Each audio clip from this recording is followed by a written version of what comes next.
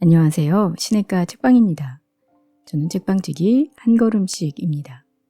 오늘은 새 책 C.S. 루이스의 천국과 지옥의 이혼이라는 책을 들고 왔습니다. 이 책은 C.S. 루이스의 판타지 소설이는데요. 지옥 언저리에 사는 영혼들이 천국의 언저리로 소풍을 가서 겪는 사건과 천사 및 성도들과 나누는 대화를 통해 삶과 신앙의 본질을 드러내는 판타지 소설입니다. 사실 이 책을 쓰게 된 계기는요. 18에서 19세기에 활동했던 영국의 시인 윌리엄 블레이크가 천국과 지옥의 결혼이라는 글을 썼는데요. 천국과 지옥의 결합을 시도했던 글이었습니다. C.S. 루이스는 블레이크의 이의를 제기하면서 아무리 조금이라도 지옥과 공존하는 천국이란 없다 라면서 이 글을 쓰게 됐습니다. 한마디로 말하면 천국에 가고 싶은데 못 가는 사람은 없다라고 표현할 수 있는데요. 루이스의 말을 빌리자면 사람들이 천국에 가고 싶은데 하나님이 막아서는 것이 아니라 사람들이 각자의 이유로 자신이 스스로 지옥을 선택한다라는 것입니다. 이 소설에 보면은요. 죽은 유령과도 같이 된 사람들의 무리가 버스를 탑니다. 천국이 어떨까 하고 와본 사람들은 자신을 맞으러 나온 각각의 천사들을 만나고 그 사람들은 산을 올라가야만 천국에 이를 수 있다고 합니다.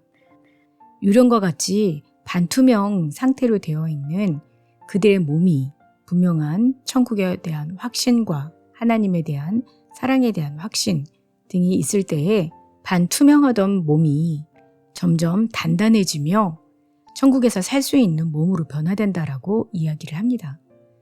그러나 이 책에 나온 수많은 사람들은 각각 여러 가지 이유를 대며 그곳에 올라가기를 거부하고 스스로 지옥을 선택합니다. 한 공장 사장이었던 사람은 자신의 부하 직원이었던 살인을 저질러서 죽게 되었던 직원이 자신을 마중 나오자 아주 불쾌해했습니다. 그러면서 그는 난 평생을 반듯하게 살아왔어. 난 평생 최선을 다해 살았다고. 난 그런 사람이었어. 난 내 거 아닌 걸 탐낸 적이 한 번도 없었어. 한잔 하고 싶으면 내 돈 주고 사 마셨고 내가 일한 만큼 벌어먹고 살았다고. 난 지금 싸우자는 게 아니야. 그냥 내가 어떤 사람인지 말해주려는 것뿐이라고. 알겠어? 내가 바라는 건 딱 하나. 내 권리를 찾는 거야. 항상 최선을 다했고 나쁜 짓을 한 적도 없는데 도대체 내가 왜 자네같이 더러운 살인자보다 못한 취급을 받아야 하는지 모르겠어. 난 내 권리를 찾고 싶을 뿐이야. 엄청난 자비를 베풀어 달라는 게 아니라고. 아니 그렇게 구하세요. 지금 당장 엄청난 자비를 베풀어 달라고 구하세요. 여기서는 무엇이든 돈을 주고 사는 것이 아니라 구해서 얻게 되어 있습니다. 사장님은 점잖은 사람도 아니었고 최선을 다해 살지도 않았지요. 여기 있는 우리 중에 점잖았거나 최선을 다해 살았던 사람은 아무도 없어요. 그러나 주님이 사장님을 축복해 주시기를 그놈들한테 나는 안 간다고 전해. 알겠어? 내 녀석과 같이 가느니 차라리 저주를 받겠어. 난 내 권리를 찾으려고 온 거라고. 알겠어? 내 녀석 앞치마 끈에 매달려서 잡이나 구걸하며 훌쩍거리려고 온 게 아니야. 내 녀석이 없이는 날 안 받아주겠다고 까탈을 부리면 난 집에 가버리겠어. 생전에 주교였던 영도 왔습니다. 그 사람을 맞으러 온 친구인 영은 말했습니다. 그분은 잔을 위해 권능으로 내 안에 거하고 계시네. 그리고 난 잔을 만나려고 긴 여행을 했어. 자넨 지옥을 보지 않았는가? 그리고 지금 천국을 보고 있지 않은가? 지금이라도 회개하고 믿음을 갖는 게 어떻겠나? 나와 함께 저 산맥까지 가겠나? 처음에는 발이 아프겠지만 점점 단단해질 거야. 그림자 같은 유령의 발에 실제는 거칠게 느껴질 수밖에 없지. 그래도 날 따라오겠나? 그것도 한 가지 방안이겠군. 기꺼이 그 방안을 고려해 보겠네. 물론 확실할 만한 증거들이 좀 더 따라주어야 하겠지만 자네가 데려가겠다는 그곳에 가면 내가 지금보다 더 넓은 영역에서 쓸모있게 사용되고 하나님이 주신 재능도 더 폭넓게 사용되며 자유로운 탐구 분위기를 누릴 수 있다는 보장이 필요해. 한마디로 말해서 운명과 영적인 삶이 의미하는 모든 것이 있어야 한단 말이지. 아니 그런 건 약속할 수 없네. 자네가 쓸모있게 사용될 영역이란 없어. 자넨 그곳에서 전혀 필요 없는 존재라네. 자네의 재능이 폭넓게 사용되는 일도 없을 것세. 재능을 왜곡하고 오용한 데에 대한 용서가 있을 뿐이지. 자유로운 탐구 분위기라는 것도 없네. 내가 자네를 데려가는 곳은 질문의 땅이 아니라 해답의 땅이니까. 그리고 그곳에서 자넨 하나님의 얼굴을 보게 될 테니까. 물론 자유를 누릴 수 있네. 사람이 물을 마시는 동안 물 마시는 자유를 누리는 것처럼. 그러나 물을 마시고 있으면서도 목말라야 할 자유는 없어. 이 주교였던 종교적인 영은 자신이 원하는 것이 분명하게 있다는 보장을 받지 못하자 돌아서서 자신이 원하는 신학학회가 있는 곳으로 가야 된다면서 논문을 하나 읽어야 한다고 돌아가 버렸습니다. 또 다른 예로는 예술을 하던 영이 천국을 살피러 왔습니다. 내가 얼마나 빠른 시일 안에 그림을 시작할 수 있게 될까요? 오직 그림만을 위해 이 나라에 관심을 갖는 한 절대 나라를 볼 수 없을 것입니다. 하지만 그것이야말로 진정한 예술가가 전원의 풍경에 관심을 갖는 이유인걸요.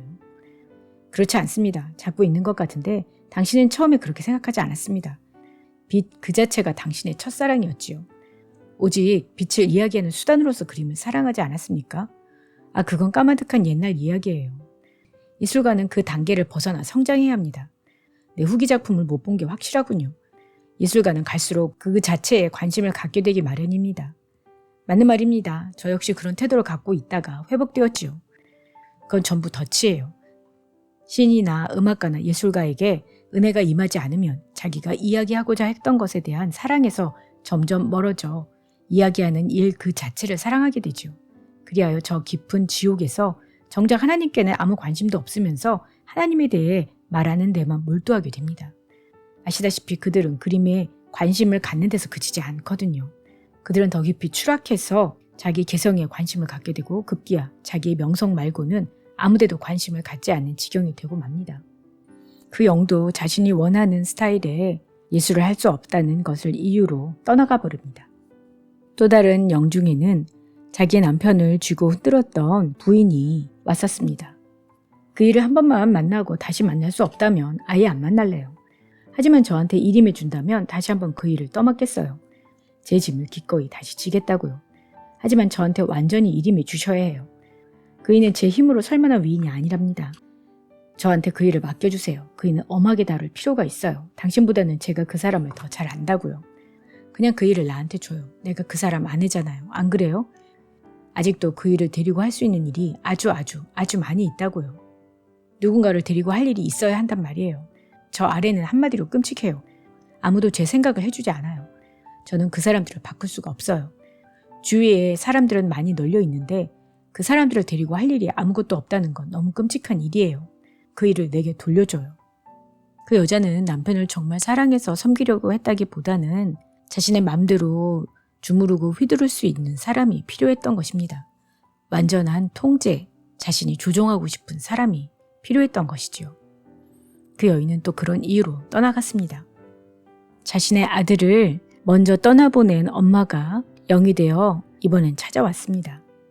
오빠가 마침 마중을 나왔는데요. 그러니까 종교나 그런 걸 가지란 말인가요? 지금은 그럴 때가. 게다가 다른 사람도 아닌 오빠가 그런 말을 하다니. 알았어요. 전 걱정 마세요. 하라는 건 뭐든지 할 테니까. 자, 제가 뭘 하면 되죠? 어서 말해보세요. 빨리 시작해야 아들도 빨리 만날 수 있을 거 아니에요. 전 준비됐어요. 하지만 팸, 생각해보렴. 그런 마음가짐으로는 이 과정을 시작할 수 없다는 걸 모르겠니? 너는 하나님을 단지 마이클을 만나기 위한 수단으로만 취급하고 있어. 몸에 살을 붙이는 치료를 받으려면 오직 하나님만을 원하는 법을 배워야만 해. 마이클은 내 거예요. 어떻게 마이클이 네 거지? 네가 그 애를 만든 것도 아닌데? 내 뜻과 상관없이 자연히 내 몸속에 만들어서 자라게 해주지 않았니? 그건 거짓말이에요. 사실이 아니라고요. 그리고 어차피 오빠가 무슨 상관이에요. 오빠의 종교도 싫고 오빠의 하나님도 경멸해요. 난 사랑의 하나님만 믿는다고요. 그런 이유로 엄마의 영은 떠나갔습니다. 정욕이라는 도마뱀을 달고 있던 한 남자는 마중 나온 천사가 죽였다고 하자 그럴 필요가 없다며 이젠 통제할 수 있다고 얘기하며 죽이는 것보다는 점차 길들이는 게 훨씬 나은 방법인 것 같다고 얘기합니다. 그러자 천사는 점차 길들이는 건 전혀 효과가 없는 방법입니다. 왜 그렇게 생각합니까? 어쨌든 당신의 말도 주의 깊게 생각해 보도록 하지요. 정말 그렇게 한다니까요. 지금 죽이라고 할 수도 있지만 사실 오늘 제 상태가 아주 안 좋아요. 이럴 때 죽이는 건 아주 어리석은 짓이지요. 그런 일을 하려면 몸 상태가 좋아야 해요. 아무래도 다른 날이 좋겠습니다. 다른 날이란 건 없습니다. 모든 날은 바로 지금 이 순간을 가리킵니다. 지금 이때가 곧 모든 때라니까요. 왜 이렇게 괴롭히는 겁니까? 당신은 날 조롱하고 있지만 도마뱀을 죽이다가 나까지 산산이 찢겨 죽을 판인데 어떻게 당신 맘대로 하라고 할 수가 있냐고요. 정말 날 돕고 싶어 한다면 내 허락 없이 내가 아래 차려지기 전에 빌어먹을 것을 죽여버렸어야 하는 것 아닙니까? 그랬더라면 지금쯤 모든 게 끝났을 텐데. 당신이 원하지 않는데 내 맘대로 도마뱀을 죽일 수는 없습니다. 그건 불가능해요. 그럼 이제 허락한 겁니까? 그래서 그가 죽이는 걸 허락하자 천사가 그 도마뱀을 죽였습니다.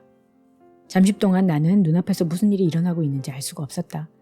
다음 순간 가장 가까이 있던 덤불과 내가 있던 곳 사이에서 견고한 사람의 팔 윗부분과 어깨 힘이 분명한 형체가 나타나더니 순간순간 점점 더 견고해졌다. 그 형체가 계속 밝아지고 강력해지면서 다리와 손도 나타났다. 내가 지켜보고 있는 동안 목과 황금빛 머리도 모습을 갖추었다.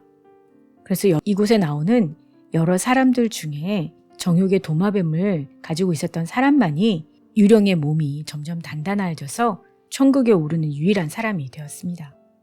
그리고 이 지은이를 맞으러 나온 조지 맥도널드와의 대화가 천국에 대한 깊이 있는 얘기들이 나오는데요. 이 부분을 대해서 읽어드리도록 하겠습니다. 이복이 지금 자네 상태로는 영혼을 이해할 수 없다네. 구원을 받은 자들에게는 이 골짜기뿐 아니라 지상에서 살았던 과거도 모두 천국이 되는 거라네. 저주받은 자들에게는 회색 도시의 황혼뿐 아니라 지상에서 살았던 삶 전부가 지옥이 되는 거고, 인간들이 오해하는 게 바로 이 부분이야. 그들은 잠깐 고통을 겪으면서도 어떤 축복도 이 고통을 보상해 줄 수는 없어라고 말하거든. 천국을 일단 얻고 나면 그것이 과거의 괴로움에 소급적으로 적용해서 그 괴로움을 영광으로 변화시킨다는 사실을 모르는 게지. 또 인간들은 죄스러운 쾌락을 누릴 때 이번만 즐기고 대가는 나중에 치르자라고 말하지만 나중에 받은 저주가 과거로 거슬러 올라가 그 죄의 쾌락을 얼룩지게 만든다는 사실 또한 꿈에도 모른다네. 이 두 과정은 우리가 죽기 훨씬 전부터 시작되지. 선한 사람의 과거는 용서받은 죄와 기억 속의 슬픔마저 천국의 특질을 띠도록 변화되는 반면 악한 사람의 과거는 이미 자기 악의 틀에 맞춰져서 결국은 음울함으로 가득 차 버리는 걸세. 바로 이것이 이 위에서는 태양이 뜨고 저 아래에서는 황혼이 지면서 어둠이 시작되는 종말의 날에 축복받은 자들은 우린 천국 아닌 곳에서 살았던 적이 없어라고 말하게 되는 이유이며 버림받은 자들은 우린 항상 지옥에 있었어라고 말하게 되는 이유이네. 양쪽 모두 진실을 말하게 될 걸세. 자넨 유령들이 어떤 선택을 내리는지 직접 보게 될 걸세. 그들은 어떻게 지옥을 선택할 수 있지요? 버림받은 영혼들의 선택은 천국에서 섬기느니 차라리 지옥에서 지배하는 편이 낫다는 말로 표현될 수 있다네. 사람들은 비참한 대가를 치르면서까지 지키려고 고집하는 것들이 늘 있게 마련이지. 사람들은 기쁨보다 더 좋아하는 것, 즉 실제보다 더 좋아하는 것을 늘 갖고 있다네. 미안하다고 말하고 화해하느니 차라리 저녁도 못 먹고 놀지도 못하는 편을 택하는 버릇없는 아이들을 보면 쉽게 알 수 있지 않나. 자네도 곧 알게 되겠지만 이곳의 선택에는 수없이 많은 형태가 있다네. 기독교를 전파하는데 너무나도 몰입한 나머지 그리스도는 아예 쳐다볼 생각도 하지 않았던 사람들도 있다네. 하지만 버스를 못타는 불쌍한 유령들은 어떻게 합니까? 타고 싶어하는 사람들은 다 타게 되어 있으니 걱정 말게. 세상에는 딱 두 종류의 인간밖에 없어.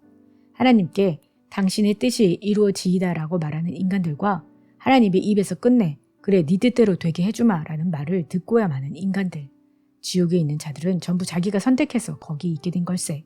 자발적인 선택이라는 게 없다면 지옥도 없을 게야. 진지하고도 끈질기게 기쁨을 갈망하는 영혼은 반드시 기쁨을 얻게 되어 있네. 찾는 이가 찾을 것이요 두드리는 이에게 열릴 것이니라. 선은 오직 하나님뿐이라네. 그 밖에 모든 것은 하나님을 바라보고 있을 때는 선하고 등을 돌리고 있을 때는 악한 게야. 그리고 자연 질서에서 높고 힘있는 것일수록 반역하면 더 악마적인 것이 된다네. 나쁜 생쥐나 나쁜 벼룩이 악마가 되는 게 아닐세. 나쁜 천사장이 악마가 되는 게지. 정욕을 숭배하는 가짜 종교는 모성애나 애국심이나 예술을 숭배하는 가짜 종교보다 저급한 거라네. 그러나 정욕이 종교가 될 가능성은 모성애나 애국심이나 예술이 종교가 될 가능성보다 적은 법이야. 우리 안에 있는 모든 것이 저 산맥에 갈 수 있다는 뜻인가요? 아무리 좋고 숭고한 것이라도 지금 모습 그대로는 절대 갈 수 없다네. 또 아무리 저급하고 야만적인 것이라도 죽음을 받아들이기만 하면 모두 다시 살아날 수가 있지. 육의 몸을 심으면 신령한 몸으로 다시 살아나게 되어 있네. 살과 피는 산에 갈 수 없어. 너무 천해서 못 가는 게 아니라 너무 약해서 못 가는 거라네. 종마와 비교할 때 도마뱀이 어떻게 보이는가? 정욕도 그 도마뱀처럼 초라하고 약하고 칭얼거리고 속살거리는 것에 불과하다네. 그러나 일단 죽고 나면 저렇게 풍요롭고 힘이 넘치는 갈망으로 새로 솟아나지. 지옥은 항상 지상 세계의 자갈돌 하나보다 작지.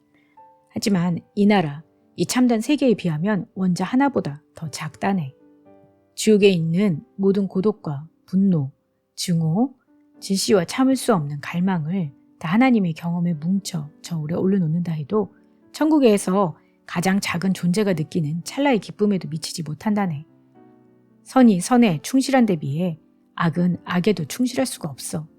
지옥의 모든 불행이 한데 뭉쳐 저 가지 위에 앉아있는 작고 노란 새의 의식 속에 들어간다 해도 지상의 태평양 정도는 분자 하나에 불과하다고 할 만큼 거대한 대양에 잉크방울 한 방울 떨어진 것처럼 흔적도 없이 흡수되어 버릴 걸세. 많은 사람들이 천국을 마치 로또에 당첨되는 것처럼 혹은 오랫동안 공부해서 시험을 봐서 통과해야 하는 것처럼 자신들이 알고 있는 어떤 기준에 부합하게 자신이 살아야만 통과될 수 있는 어떤 것이라고 생각하는 경향이 있습니다. 그러나 여기에서 C.S. 루이스가 밝힌 것처럼 천국은 어떠한 자격이 주어져서 가야 되는 것이 아니라 정말 하나님을 알고 믿고 그분의 통치하심에 자신을 순복하며 그 아래 살기를 원한다면 누구나가 하나님의 나라에 들어갈 수 있다는 것이죠. 그러나 천국이 어떤 복지의 혜택이 좋거나 넓은 평수에 산다거나 살기 좋은 어떤 환경에 의해서 천국과 지옥이 나누어지는 것이 아니라 하나님의 통치를 받고 싶어 하는가 아니면 그렇지 않은가에 따라 천국과 지옥이 나뉘어진다는 것을 분명하게 아는 것이 필요하다는 생각이 들었습니다. 하나님이 막아서고 난 널 어떤 기준에 맞지 않으면 들여보내지 않을 거야 라고 말씀하시는 분이 아니라 제발 하나님의 사랑을 알고 나의 사랑을 받고 나의 통치를 받으며 나와 함께 내가 있는 곳에 머물자 라고 초대하는 분이라는 것을 다시 한번 생각하게 되었습니다. 이 책에 나온 수많은 사람들이 자신이 갈 수 있음에도 불구하고 자신이 원하는 모양으로 하나님이 대해주지 않거나 그런 모양의 천국의 환경이 아니라는 것을 확인하면 주저없이 돌아서는 것들을 보면서 우리들이 하나님을 선택하지 않고 우리의 모양대로 하나님이 그러하셔야 하며 천국의 모습 또한 자신이 원하는 모습 그래야만 한다고 생각하는 억지를 부리고 있는 건 아닌지 다시 한번 돌아봐야 한다고 생각이 들었습니다. 여러분이 생각하는 천국은 어떤 곳인가요? 생각해 보시는 귀한 기회가 되시기를 바랍니다. 그럼 다음 시간에 새 책으로 돌아올게요. 안녕히 계세요.